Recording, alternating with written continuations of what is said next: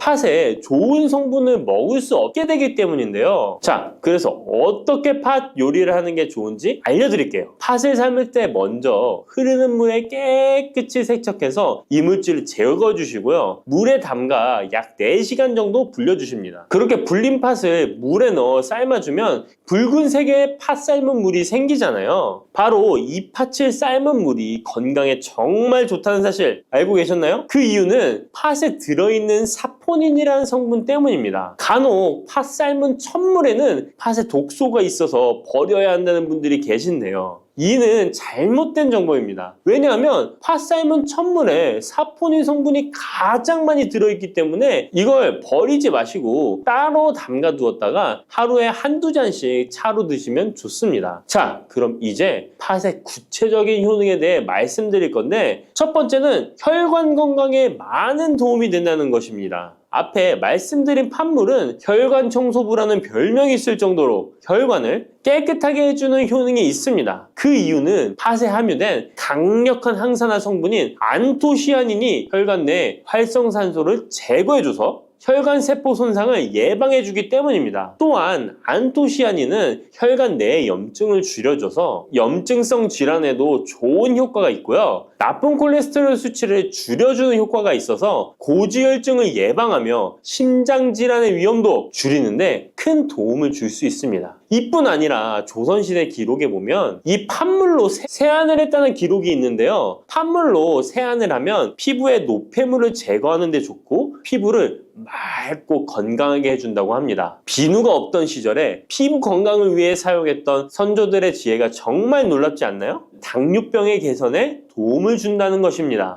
2014년에 발표된 한 연구에서 팥을 섭취하는 것이 2형 당뇨병 환자의 혈당 수치와 인슐린 저항성을 개선하는데 도움이 되는 것으로 보고가 됐습니다. 이 연구에서는 4주 동안 매일 팥을 섭취한 결과 당뇨 환자들의 공복 혈당 수치가 무려 평균 19.5% 감소하였고 인슐린 저항성 또한 줄어든 것으로 나타나서 당뇨가 있거나 당뇨 예방이 필요하신 분들은 꼭 팥을 꾸준히 드셔보시기 권해드립니다. 세 번째 팥의 효능은 몸의 부종을 제거하고 다이어트에 도움을 주는 것입니다. TV에서 연예인들이 이 팥으로 다이어트를 해서 효과를 봤다고 했던 적도 있었고요. 한의학 책 중에 본초 강목에 보면 팥을 오랫동안 먹으면 여위고 마르기 때문에 살찐 사람이 먹는 것이 좋다라는 내용이 나옵니다. 그래서 한의원에서 다이어트 처방을 할 때도 팥을 쓰는 경우가 많이 있는데요. 그 이유는 바로 팥에 들어있는 칼륨 때문입니다. 팥에는 쌀의 10배 이상, 바나나에 약 4배 이상의 칼륨이 들어있는데요. 이 칼륨이 몸 안에 나트륨 배출을 도와서 당뇨 환자들의 신장 부담을 줄여주고 혈압 상승을 억제해주는 효능이 있고요. 또한 이뇨작용이 있어서 이를 통해 부종을 줄여줄 수가 있습니다. 그래서 우리가 보통 물살이라고 부르는 잘 부으면서 살이 찌는 분들은 다이어트에 이 팥을 이용하시면 효과를 볼 수가 있습니다. 그래서 그에 대한 연구 결과도 있었는데요. 실험주에 팥 추출물을 먹였더니 근육 손실 없이 체지방 함량이 30% 이상 줄었고 몸무게도 37%나 감소했다고 합니다. 사람과 똑같을 수는 없지만 분명히 팥이 체중 감량에 도움이 된다는 결과라고 볼 수가 있습니다. 네 번째, 팥의 효능은 변비를 개선하는 데 도움을 주는 겁니다. 팥에는 사포닌뿐 아니라 많은 식이섬유가 들어있기 때문인데요. 사과에 비해서 약 10배나 많은 식이섬유가 들어있습니다. 그래서 팥을 섭취하게 되면 이 식이섬유가 장 운동을 활발히 하고 대변을 부드럽게 만들어 배변을 원활하게 해줄 수 있고요. 또한 이 식이섬유는 장에 있는 유익균들에게 풍부한 먹이를 제공해주기 때문에 장내 유익균의 증식에도 직접적으로 효과를 줍니다. 이를 통해서 장의 전반적인 환경을 좋게 바꿔줄 수가 있고 이것은 몸의 면역력 향상과도 연결되어 있기 때문에 우리가 프로바이오틱스를 복용할 때도 팥을 함께 드셔보면 그 효과가 커지는 것을 느끼실 수가 있을 겁니다. 다섯 번째 팥의 효능은 탈모 예방에 도움을 준다는 것입니다. 나이가 들면서 머리숱이 점점 없어져 고민하시는 분들 정말 많은데요. 팥과 함께 천연 탈모약이라 불리는 수수를 함께 드신다면 탈모 예방에 큰 도움을 받을 수 있습니다. 그 이유는 바로 팥과 수수에 들어있는 비오틴이라는 성분 때문인데요. 이 비오틴은 모발의 모공에서 자라는 빠른 단계부터 필요하고 손상된 머릿결이 재생되는 데까지 관여하는 정말 중요한 성분입니다. 건강한 머릿결을 만드는데 꼭 필요한 성분이라고 할 수 있습니다. 비오틴이 몸속에서 부족한 현상이 나타나면 머리카락이 얇아지면서 많이 빠지게 되고, 또한 두피가 건조해지고 가려움증이 생기면서 탈모를 가속화할 수 있습니다. 그런데 팥에는 이 비오틴뿐 아니라 모발 성장에 도움이 되는 아미노산이 풍부하고 수수에는 미네랄 성분이 풍부하여 머리카락을 건강하게 유지하는 데 직접적으로 도움을 주게 되고요. 또한 팥과 수수에 함유된 항산화 물질들이 머릿결을 상하게 하는 자유 라디칼 성분을 중화해 주어 머리카락 건강에 큰 도움을 주는 것입니다. 여섯 번째 팥의 효능은 우리나라 사람에 꼭 필요한 탄수화물 소화를 돕는다는 것입니다. 이는 팥에 함유되어 있는 비타민 B의 역할 때문인데요. 비타민 B는 탄수화물, 단백질, 지방을 에너지로 변환하여 우리 몸을 충전해주는 역할을 합니다. 또한 신경 전달 물질인 뉴로트랜스미터의 합성에 관여해 뇌신경을 건강하게 하는 데에도 도움을 줍니다. 팥을 잘 섭취하면 뇌를 건강하게 해주어 치매 예방에도 도움이 되는 것입니다. 자, 앞에서 팥과 함께 먹으면 좋은 음식이 수수가 나왔는데요. 하나 더 말씀드릴게요. 바로 호박입니다. 호박은 기본적으로 여러 영양성분이 풍부하지만 호박에는 비타민 B가 없어서 호박과 팥을 함께 드시면 서로의 부족한 부분을 채워줄 수가 있고요. 또한 호박에도 소화 기능을 개선해주는 기능이 있어서 팥과 함께 드시면 시너지 효과가 있고요. 그리고 팥처럼 호박에도 이뇨작용이 있는데요. 팥과 호박의 이뇨작용은 과정이 약간 다릅니다. 팥은 몸속의 부종, 노폐물과 독소를 빨아들여서 배출하는 이뇨작용을 하는 것이고요. 호박은 신장에서 만들어지는 호르몬의 분비를 억제하여 이뇨작용을 촉진하게 되는데, 이렇게 되면 신장에 과다하게 축적되는 수분을 배출하는 역할을 해줄 수가 있어서 더 도움이 될 수 있습니다. 일곱 번째 팥의 효능은 빈혈을 개선하는 데 도움을 주는 것입니다. 보통 우리 몸에 철분이 부족해지면 빈혈 증상이 나타나죠. 빈혈로 인해 어지러움, 두통, 체력 저하 등의 증상이 나타나게 되는데, 팥에는 앞에서 얘기한 단백질, 식이섬유, 칼륨, 비타민, 비오틴뿐만 아니라 바로 칼슘과 철분 또한 풍부합니다. 팥에 함유된 철분의 함량이 우유의 약 100배나 된다는 사실 알고 계셨나요? 그래서 팥을 드시면 철분 부족으로 인한 빈혈을 개선하는데 도움이 되기 때문에 빈혈이 있으신 분들은 꼭 기억하시면 좋겠습니다. 여덟 번째 팥의 효능은 스트레스를 줄여주는데 도움을 준다는 것입니다. 팥에 함유된 비타민 B가 신경계를 안정화시켜주는 효과가 있어서 스트레스로 오는 증상들을 줄여줄 수가 있고요. 또 팥에는 마그네슘의 함량도 높은데요. 마그네슘 또한 신체의 스트레스 반응을 조절하는 데 중요한 역할을 합니다. 팥 속에 들어있는 마그네슘을 통해서 스트레스로부터 몸이 회복되는 데 도움을 받을 수가 있습니다. 그리고 팥에는 복합 탄수화물도 풍부한데요. 복합 탄수화물은 천천히 소화되어 급격한 혈당 상승을 방지하고 일정한 에너지 공급을 유지하는 데 도움이 됩니다. 이는 스트레스 상황에서도 안정적인 에너지 공급을 유지할 수 있게 해줘서 스트레스를 관리하는 데 도움이 될 수 있습니다. 이렇게 좋은 팥도 드실 때 주의사항이 있는데요. 과하게 많이 드시면 이뇨작용 때문에 몸에 무리를 줄 수 있는데요. 이를 방지할 수 있는 방법이 있습니다. 바로 찹쌀과 함께 드시는 겁니다. 팥죽을 끓일 때 찹쌀을 넣어 함께 죽을 만드는 경우도 있고, 쫄깃쫄깃한 찹쌀로 경단, 새알을 만들어 넣어 먹는 경우도 있죠. 선조들의 지혜가 정말 놀라운데요. 이렇게 찹쌀과 팥을 함께 드시면 팥 때문에 몸 안에 수분이 과하게 빠져나가는 것을 찹쌀이 막아줘서 문제가 생기지 않게 해주는 것입니다. 그리고 다른 주의사항은 팥의 찬 성질인데요. 그래서 장이 좋지 않은 분들이 팥물을 많이 드시게 되면 소화불량, 복부팽만, 복부 통증을 일으킬 수 있으니까 주의하셔서 조금씩 드셔보시는 게 좋고요. 만약에 이런 점이 불편한 경우에는 생강과 함께 드시면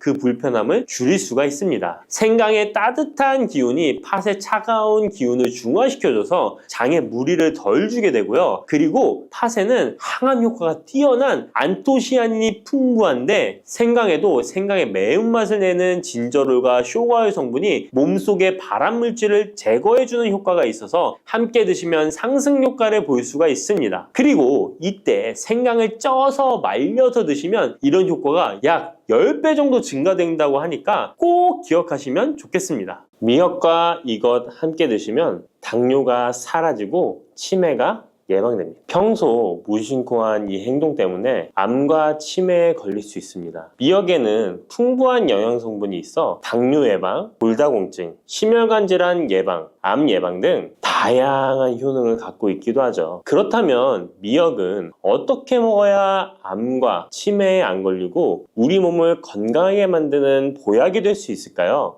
미역국 끓일 때 고소한 들기름에 미역을 달달 볶아서 끓여 먹으면 정말 맛있잖아요. 그런데 절대로 미역을 볶을 때 들기름을 넣고 조리하시면 안 됩니다. 들기름은 오메가3 지방산과 혈관의 콜레스테롤을 제거하고 노폐물을 배출하여 혈관을 건강하게 해줍니다. 또한 동맥경화를 방지하여 심혈관 질환을 예방하고 뇌신경을 활발하게 하여 치매 예방에도 좋은 효능이 있습니다. 그런데 들기름은 다른 점이 낮아 열을 가하게 되면 산패가 되어 좋은 성분은 없어지고 1급 발암물질인 벤조피렌이 생성됩니다. 벤조피렌은 암을 발생시킬 뿐만 아니라 뇌 분비계의 장애를 일으키고 뇌 건강에 악영향을 주는 정말 위험한 물질입니다. 건강에 좋은 줄 알고 넣은 들기름 때문에 오히려 건강을 해치는 독을 먹는 상황이 되는 거죠. 들기름은 미역국을 다 끓인 다음에 마지막에 한 스푼 넣어 드시면 들기름의 효능과 고소한 맛을 온전히 누릴 수 있습니다. 미역과 함께 드시면 절대 안 되는 두 번째 음식은 바로 대파입니다. 다른 국이나 찌개를 끓일 때는 파를 꼭 넣는데 유독 미역국을 끓일 때는 왜 파를 넣지 않는 걸까요? 그 이유는 미역과 대파 둘 다 알긴산이라는 성분이 있는데 이 알긴산은 미끌거리는 식감이 있습니다. 함께 드시게 되면 식감이 나빠지는 이유도 있지만 식감보다도 더 중요한 이유가 있습니다. 대파에는 인과 유황 성분이 있는데요. 미역과 대파를 함께 드시게 되면 대파 안에 인과 유황 성분 때문에 미역에 함유된 칼슘의 흡수를 방해받게 됩니다. 미역에는 칼슘이 엄청나게 많이 들어있는데요. 미역에 함유된 칼슘의 함량은 100g당 960mg이고요. 우유에 함유된 칼슘의 함량은 100g당 105mg입니다. 우유보다 9배 정도나 더 많다는 것이죠. 성인 기준 하루 칼슘의 권장 섭취량이 600mg에서 700mg 정도인데요. 미역국을 한 그릇만 드셔도 충분히 섭취하실 수 있는 양입니다. 우유를 소화 못 시키는 분들이 칼슘을 섭취하기 위해서는 미역이 정말 좋은 식품이 되는 거죠. 이렇게 많은 칼슘은 우리 몸의 뼈를 튼튼하게 해주고 골다공증 예방에 도움을 주는데요. 이 골다공증 예방은 50대 이후의 여성분들에게는 정말 중요한 효능입니다. 골다공증으로 인해 골반뼈가 골절이 될 경우에 65세 이상은 30%가 1년 내에 사망하고 80세 이상은 50%가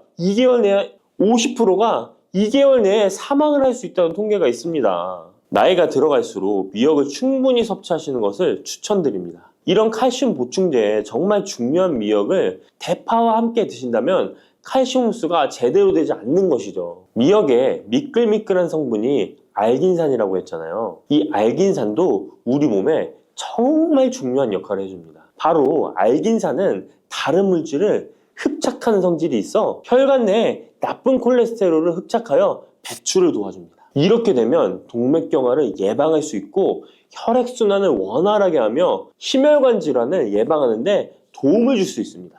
미역이 피를 맑게 한다고 하잖아요. 바로 이 알긴산의 효능 때문에 혈관이 깨끗해지기 때문입니다. 또한 알긴산은 장 운동을 촉진하고 배변 활동을 원활하게 하여 변비 예방에 도움을 줍니다. 이는 미역의 풍부한 식이섬유와 함께 장 건강에 도움을 주는 거죠. 미역에 함유된 풍부한 식이섬유는 당뇨 예방에 탁월한 효능을 발휘하는데요. 국립보건원에서 장년층 7,400명을 대상으로 추적 조사를 해봤는데 해조류를 전혀 먹지 않는 사람과 매일 미역국 반 그릇 이상의 해조류를 섭취한 사람의 당뇨병 발생 위험도를 조사했는데 하루에 미역국 반 그릇 이상 먹는 사람이 해조류를 전혀 먹지 않는 사람에 비해 당뇨병 발생 위험도가 20%가 낮았습니다. 미역의 풍부한 식이섬유는 급격히 오르는 혈당을 막아주는데요. 식이섬유가 소화의 속도를 늦춰주고 인슐린의 분비를 조절해주기 때문입니다. 식이섬유는 포만감을 높여주고 칼로리가 낮아 식사량을 조절하는 데 도움을 주고 체내에 노폐물과 독소를 배출하여 체중을 감량하는 데도 도움을 주어 다이어트 식품으로도 많이 활용되고 있습니다. 미역국은 또 아이를 출산한 산모들이 반드시 먹는 음식인데요. 미역의 풍부한 요오드는 출산 후 늘어난 자궁을 수축시켜주는 데 도움을 주며 모유가 잘 나오도록 도와줍니다. 또한 요오드는 피를 멎게 하여 상처를 빨리 아물게 하는 역할도 해줍니다. 칼슘과 철분이 풍부하여 출산 후에 흥분된 신경을 안정시켜주고 혈액의 생성을 도와 산모의 빈혈 예방에 도움을 주게 됩니다. 또한 칼륨이 풍부한데요. 칼륨은 체내 나트륨을 배출해주는 역할을 해줘 산모의 부종을 완화시켜주는데 탁월하기도 합니다. 그리고 요오드는 산모에게 좋을 뿐만 아니라 신진대사를 촉진하여 몸에 에너지를 보충해주는 역할을 합니다. 요오드가 부족할 때 나타나는 증상들이 있는데요. 몸에 기력이 없다고 하죠. 힘이 없고 피로감이 높아지게 됩니다. 신진대사가 원활하지 않기 때문에 몸의 영양소를 소모하지 않게 되어 체중이 증가하게 되고요. 피부가 건조해져 거칠어지고 탈모도 일어날 수 있습니다. 나이 들면서 인지 능력이 떨어지는 것도 요오드 부족의 한 현상일 수도 있습니다. 요오드가 부족하면 우리 몸의 호르몬의 중추적인 역할을 하는 갑상선에 문제가 생기는데요. 바로 갑상선 저하증이 생길 수 있습니다. 이러한 문제들을 미역을 섭취함으로 예방할 수 있는 건데요. 요오드의 하루 권장 섭취량은 2.4mg입니다. 미역국 한 그릇에는 요오드가 약 1.1mg 정도 함유되어 있으니 미역국은 하루에 한두 그릇만 드시길 바랍니다. 요오드는 과하게 섭취하게 돼도 문제가 생기는데요. 요오드의 섭취량이 많아지면 갑상선염이나 다른 갑상선 질환도 유발할 수 있습니다. 특별히 갑상선이 약하신 분들은 미역을 섭취하는데 주의하셔야겠습니다. 갑상선은 우리 몸에서 가장 중요한 내분비 기관 중 하나인데요. 갑상선은 목 부분, 기관지 아래에 위치한 나비 모양의 내분비 기관인데요. 중요한 여러 기능을 하지만 그 중에서도 대사율을 조절하는 역할이 있습니다. 갑상선에 T3, T4 호르몬을 분비하여 우리 몸의 에너지 소비와 체온 조절을 하는데 중요한 역할을 하게 됩니다. 갑상선 호르몬은 신경 시스템의 정상적인 기능을 유지하는데 꼭 필요한데요. 호르몬이 제대로 분비되지 않아 수치가 너무 높거나 낮게 되면 우울, 불안 증세, 기억력 감퇴 등의 문제도 발생할 수가 있습니다. 이 갑상선 호르몬에 영향을 미치는 것 중에 요오드가 있는데요. 요오드가 부족하면 세계보건기구에서는 뇌세포가 손상되고 치매가 발생할 수 있다고 보고하고 있습니다. 갑상선 저하증이나 항진증이 있는 분들이 요오드가 많은 미역을 많이 드시면 오히려 건강을 더 해칠 수가 있습니다. 건강하신 분들은 미역을 많이 드셔도 호르몬 조절이 잘 되어 문제가 없지만 갑상선에 문제가 있어서 호르몬 조절이 잘 안 되는 분들은 이 요오드의 수치가 높아지게 되면 체내에 활성산소가 증가하게 되어 염증을 일으키고 갑상선염을 유발하고 극히 드물지만 심해지면 갑상선 암으로도 발전시킬 가능성도 있습니다. 따라서 갑상선에 문제가 있는 분들은 미역을 드실 때 주의하셔야 합니다. 날이 갈수록 암의 발병률이 높아지고 있어서 암에 대한 관심도가 높아지는 것이 사실이죠. 이처럼 미역에는 강력한 항암 효과가 있어 건강식품으로도 아주 좋은데요. 미역에는 요오드, 식이섬유, 칼슘, 비타민 등 많은 영양소가 있다고 했잖아요. 그런 것보다 훨씬 중요한 것이 있습니다. 바로 후코이단이라는 성분인데요.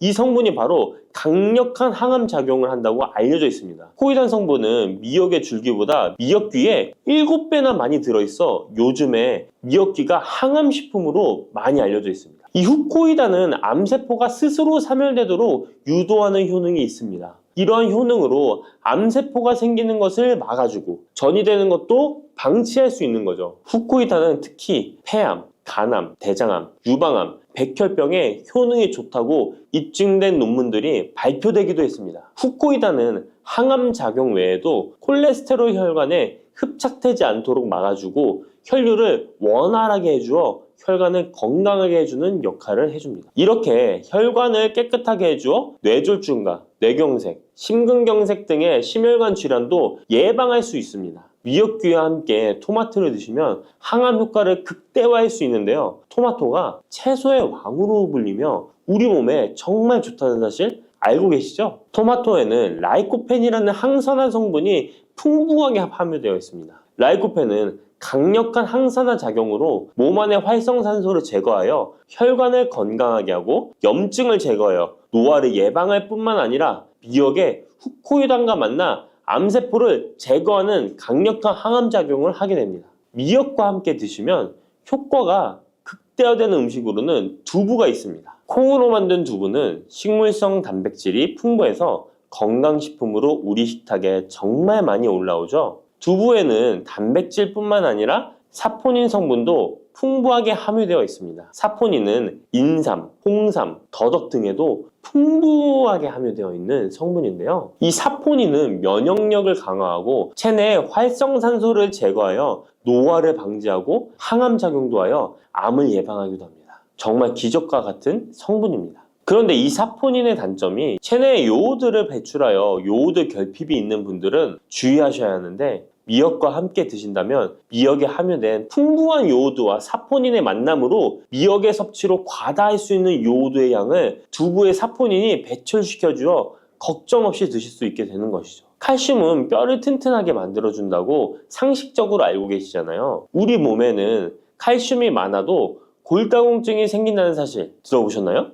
칼슘이 풍부한 우유를 많이 마시는 덴마크나 스웨덴 같은 나라에서 골다공증이 많다고 합니다. 오히려 많은 칼슘이 오히려 혈관이나 심장에 쌓여서 석회화를 일으켜 건강을 해치게 되는데요. 그렇다고 칼슘이 많은 음식을 안 먹을 수도 없고 어떻게 해야 할까요? 걱정하지 마세요. 해결책 바로 알려드릴게요. 그것은 바로 계란과 함께 드시면 해결됩니다. 계란에 들어있는 다양한 영양 성분이 오스테오칼신이라는 단백질을 활성화시켜 주는데, 이 단백질은 뼈를 강화하고 칼슘이 뼛속으로 제대로 흡수할 수 있도록 도와줍니다. 이 오스테오칼신을 활성화해주는 역할을 하는 게 비타민 K2인데, 우리나라에서는 허가가 늦게 나서 그동안 정식으로 섭취 못했던 비타민 K2도 지금은 허가가 나서 요새 영양제를 보면 칼슘과 마그네슘, 비타민 D와 비타민 K까지 같이 들어있어 칼슘의 흡수를 더욱 용이하게 만들어주는 영양제도 쉽게 찾아볼 수 있습니다. 그런데 이렇게 칼슘을 아무리 많이 섭취해도 흡수가 안 돼 그대로 혈관에 남게 되면 쌓이고 쌓여서 석회화를 유발시킬 수 있겠죠? 이처럼 미역과 계란을 함께 섭취하면 칼슘의 흡수를 도울 뿐 아니라 우리 몸의 pH 균형을 잡아주는 데도 중요한 역할을 해줍니다. 미역은 알칼리성 식품이고 계란은 산성 식품으로 같이 섭취하면 약 알칼리성 상태로 유지시켜줍니다. 게다가 소화에도 좋고 미역은 단백질과 잘 어울리니 계란과 함께 먹으면 소화도 잘 되고 우리 몸의 흡수도 잘 된답니다. 마늘이 몸에 좋다는 사실은 너무도 잘 알고 계시죠? 그런데 이것과 함께 먹으면 암과 치매에 걸린다니 깜짝 놀라셨나요? 아무리 몸에 좋은 마늘이지만 함께 먹으면 오히려 몸에 독이 되는 음식들도 있습니다. 그리고 마늘은 생마늘, 구운 마늘, 찐마늘, 절인 마늘, 흑마늘 등 먹는 방법이 다양하잖아요. 이렇게 먹는 방법에 따라서도 우리 몸에 주는 효능이 다르답니다. 여기서 잠깐! 마늘 껍질은 대부분 먹지 않고 버리시잖아요. 마늘 껍질 오늘부터 절대 버리지 마시기 바랍니다. 마늘 껍질을 왜 먹어야 하는지 그리고 어떻게 먹어야 하는지 알려드릴게요. 자, 그럼 마늘과 절대 함께 드시면 안 되는 음식과 마늘과 함께 드시면 좋은 음식, 그리고 마늘과 마늘 껍질의 효능까지 마늘에 대한 모든 것을 알려드릴게요. 마늘은 정말 우리나라 사람들이 좋아하는 식재료인데요. 한국농촌경제연구원이 발표한 자료에 의하면 우리나라 1인당 1년 동안 마늘 소비량이 7kg인데요. 놀라지 마세요. 세계 평균이 0.8kg이랍니다. 우리나라 사람들이 마늘을 정말 많이 먹고 있죠. 마늘을 많이 먹는다는 것, 그만큼 건강한 식단을 먹고 있을 가능성이 높은 건 사실이지만 먹는 방법에 따라 오히려 독이 될 수도 있습니다. 여기서 마늘과 절대 함께 먹으면 안 되는 음식 첫 번째는 바로 빵입니다. 마늘빵 아시죠? 마늘이 발라져 있어 달콤 쌉싸름한 마늘 맛도 나고 향긋한 향도 좋아 즐겨 먹게 되는데요. 마늘이 있어서 몸에도 좋은 빵이라고 착각하고 즐겨 드실 수 있는데요. 마늘빵은 절대 드시면 안 됩니다. 왜냐하면 빵의 재료인 밀가루는 탄수화물이 주 성분인데요. 밀가루의 고탄수화물은 소화 과정에서 당으로 분해되고 혈당 지수를 급격히 올리게 되며 이때 인슐린의 분비가 과도하게 됩니다. 이런 현상이 반복되게 되면 체내의 인슐린 저항성이 높아지고 췌장을 망가뜨려 당뇨를 유발할 수 있는 것입니다. 그리고 이 당은 몸에 흡수되면서 지방으로 변하고 쉽게 살이 찌게 되어 비만을 야기할 수 있습니다. 밀가루 빵을 만들면 글루텐이라는 단백질이 생성되는데 이 글루텐은 소화불량, 복통, 변비 등 증상을 유발할 수 있습니다. 이뿐만 아니라 글루텐이 몸에 들어오면 장에서 에소루핀이라는 성분이 만들어지게 되는데 이 에소루핀은 중독성이 강해 밀가루 중독을 일으켜 빵 같은 밀가루를 과다 섭취하게 만든다는 것입니다. 마늘이 아무리 좋은 성분으로 항암작용, 항염증 작용을 한다고 해도 마늘빵으로 드신다면 아무 소용이 없는 것입니다. 그러면 마늘은 어떻게 먹어야 마늘의 효능을 극대화할 수 있을까요? 마늘은 생으로 드실 때도 물론 좋지만 익혀서 드실 때 더욱 좋습니다. 몸에 보약이 되는 마늘 먹는 법, 첫 번째는 마늘밥입니다. 국립농업과학원에 따르면 마늘의 S-알리시스테인 함량을 조리법에 따라 조사한 결과 생마늘일 때 S-알리시스테인 함량이 2.77mg 정도 되었고 삶기 시작한 후 30분이 지나면 4.92mg이 되었으며 1시간이 지났을 때 9.16mg으로 생마늘에 비해 무려 4배 이상이 많아진다고 했습니다. 뿐만 아니라 121도의 온도에서 1시간 동안 마늘을 쪘을 때 S-알리시스테인 함량이 50.24mg으로 생마늘보다 18배 정도 높았다고 연구 결과를 발표했습니다. 따라서 마늘을 드실 때는 1시간 이상 끓여서 드시는 것이 좋은데요. 이런 방법이 번거로워 추천드리는 방법이 바로 마늘밥입니다. 밥을 할 때 마늘을 넣는데요. 1인분에 마늘 3, 4알 정도씩 넣어서 밥을 하시면 됩니다. 현미가 있다면 현미를 넣은 마늘밥을 하시면 더욱 좋은데요. 현미 속에는 티아민이라는 성분이 있는데 마늘의 S-알리시스테인과 현미의 알리티아민 두 가지 성분을 모두 섭취하여 항암 효과뿐만 아니라 피로회복, 근육통 완화에도 좋은 밥이 되는 것입니다. 그럼 마늘밥을 하기 위해 마늘을 까고 나면 껍질은 어떻게 하셨나요? 버리셨나요? 오늘부터는 절대 버리지 말기 바랍니다. 마늘에 효능하면 첫 번째로 생각나는 것이 아마도 항암 효과일 거예요. 그런데 마늘 껍질을 통해 엄청난 항암 효과를 누릴 수 있는데요. 우리나라 연구진에서 연구한 결과 마늘 껍질을 70% 에탄올 용매로 반복 추출해서 만든 마늘 껍질 추출물이 암 예방 효과에 탁월한 효능이 있다고 발표되었습니다. 특히 유방암, 위암, 간암, 대장암, 폐암, 세포뿐 아니라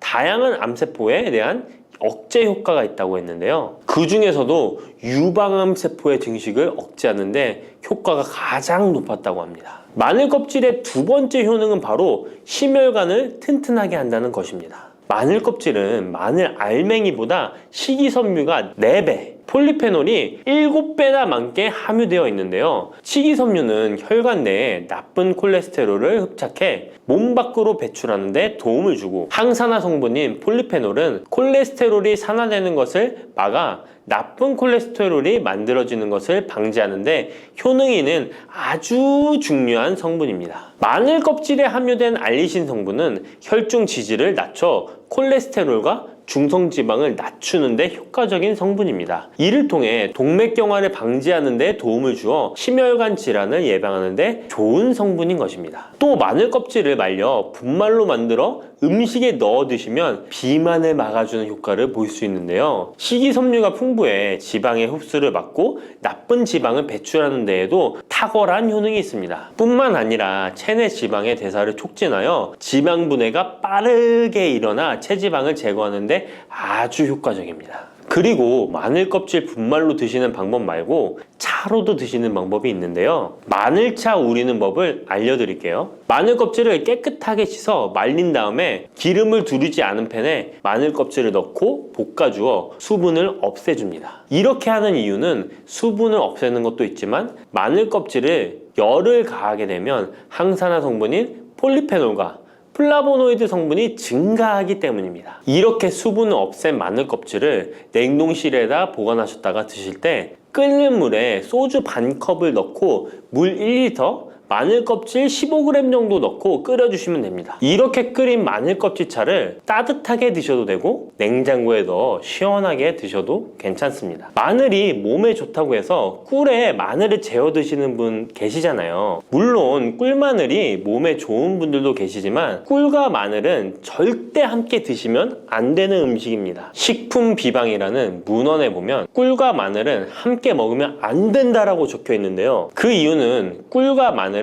둘 다 열을 내는 뜨거운 음식이기 때문입니다. 꿀과 마늘을 함께 먹게 되면 체질이 맞지 않는 경우에는 부작용이 클 수 있기 때문입니다. 체질에 맞지 않는 분들이 이 꿀마늘을 드시게 되면 눈의 충혈이 잦아지고 노화가 빨라질 수 있습니다. 돋보기를 빨리 쓸 수 있게 된다는 거죠. 또한 두통이 생기며 피부에도 트러블이 생기는 부작용도 있으니 꼭 기억하시기 바랍니다. 당 섭취에 주의하셔야 하는 당뇨, 고지혈증을 갖고 계신 분들이나 암 환자분들은 절대로 꿀마늘을 드시면 안 됩니다. 그렇다면 마늘을 또 어떻게 드시는 것이 좋을까요? 바로 다양한 쌈채소와 함께 드시는 것을 추천드립니다. 마늘의 매운맛을 내는 알리신 성분이 혈관을 건강하게 하여 암을 예방하고 쌈채소를 통해 다양한 비타민과 무기질을 섭취하며 풍부한 항산화 물질도 섭취해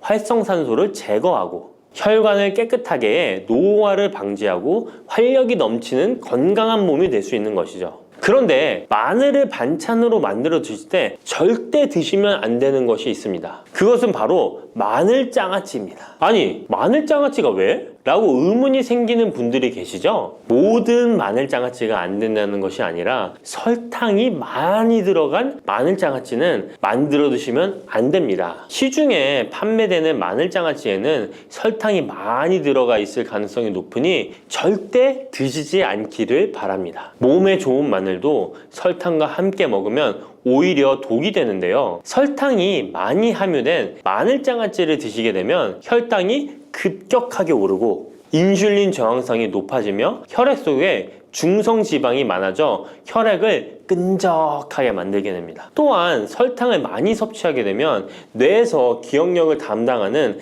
해마의 크기를 줄어들게 해 기억력을 감퇴시키고 나아가 치매를 일으킬 수도 있습니다. 집에서 마늘장아찌를 담가 드실 때는 설탕을 넣지 말고 건강한 식재료만을 사용하시는 것이, 마늘을 건강하게 드실 수 있는 또 다른 방법은 흑마늘을 추천드립니다. 마늘에 열을 가하면 마늘색이 점점 짙어져 결국 까맣게 변하는 흑마늘이 되는데요. 그 이유는 마늘 속에 있는 당류와 단백질인 아미노산이 반응하여 갈색을 띠는 멜라노이딘 색소가 만들어지기 때문입니다. 이 반응을 마이야르 반응이라고 하죠. 고기를 구우면 빨간색의 고기가 점점 희어지다 갈색으로 변하는 반응과 같은 원리인 것입니다. 이렇게 흑마늘을 만들게 되면 생마늘보다 S알리스테인 성분이 5배가 많아질 뿐만 아니라 새로운 항산화 물질들이 많이 만들어지게 됩니다. 항암 효과가 뛰어난 폴리페놀이 생마늘에 비해 4배 이상 많아지고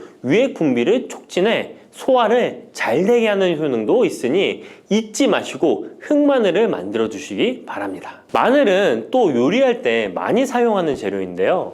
마늘을 얇게 썰어 기름에 튀긴 마늘 튀김을 절대 드시면 안 됩니다. 기름에 마늘을 튀기면 마늘 향도 좋고 마늘의 매운맛은 없어지고 단맛은 좋아져 남녀노소 좋아하는 식재료가 되는데요. 뜨거운 기름에 튀긴 마늘은 우리 몸에 좋은 항산화, 항암 물질들을 파괴하고 몸에 안 좋은 탄수화물만 남은 음식이 됩니다. 마늘을 튀길 때 사용하는 기름은 오메가6 지방산이 많은 식용유를 사용하게 되는데요. 이런 기름을 많이 먹게 되면 몸 안에 지방산 불균형이 일어나 염증 수치가 높아질 수 있습니다. 튀긴 마늘을 섭취하게 되면 당 독소 또한 높아져 결국 우리 몸에 인슐린 저항성이 높아지는 악영향을 주는 것이죠. 만약 기름에 튀긴 마늘을 드시고 싶다면 한 가지 방법이 있는데요. 그것은 올리브유를 사용하시고 불을 오래 가열하지 말고 살짝만 가열하여 마늘도 튀기듯이 오래 하지 말고 살짝만 익혀서 드시면 향도 좋고 몸에도 좋은 마늘을 드실 수 있습니다. 올리브유를 이용한 마늘을 드시는 방법 하나 더 알려드리겠습니다. 그것은 올리브유에 마늘을 재워 먹는 방법인데요. 먼저 마늘을 끓는 물에 넣어 5분 정도 데쳐주시고요. 소독된 병에 마늘을 담고 올리브유를 가득 담아줍니다. 이때 통후추를 조금 넣어주면 풍미를 더욱 높일 수 있습니다. 올리브유와 마늘이 만나 항산화 성분, 항암 물질이 극대화되어 혈관을 튼튼히 하고 혈전의 생성을 막고 혈류를 원활하게 하여 치매를 예방하고 심장마비와 뇌졸중까지 예방할 수 있는 보약이 되는 것입니다. 이렇게 만든 마늘 올리브유 절임은 반찬으로 드셔도 좋고 생선 요리를 할 때 이 마늘을 으깨어 생선에 발라주면 생선 비린내를 잡아줄 뿐만 아니라 마늘과 올리브유의 풍미가 더해져서 더욱 맛있는 요리가 될 수 있습니다. 이렇게 좋은 마늘도 드실 때 주의하셔야 할 분들이 계신데요. 마늘의 효능 중에 혈전을 제거하고 혈류를 원활하게 하는 효능이 있었잖아요. 이런 효능이 혈액을 묽게 만들기 때문인데요. 와파린, 아스피린 같은 혈전 용해제를 복용하시는 분들이 마늘을 많이 드시게 되면 상처가 났을 때 피가 잘 멈추지 않을 수 있으니 주의하시기 바랍니다. 평소 위염이나 위궤양이 있어서 위가 안 좋으신 분들은 마늘에 알리신 성분이 위 점막을 자극하여 증상이 악화될 수 있으니 주의하시기 바랍니다. 그리고 과민성 대장 증후군이 있는 분들도 마늘을 많이 드시게 되면 복통이 일어날 수 있으니 마늘은 조금만 드시길 바랍니다.